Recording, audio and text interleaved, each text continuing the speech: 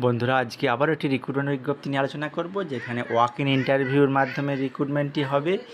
যেখানে lab technician পোস্টের জন্য, যেখানে কোয়ালিফিকেশান কী চাওয়া হয়েছে, কোয়ালিফিকেশান হিসাবে চাওয়া হয়েছে বিএসসি এমএলটি অথবা বিএসসি উইথ ডিএমএলটি, সেই সঙ্গে 1 বছরের working experience in blood bank.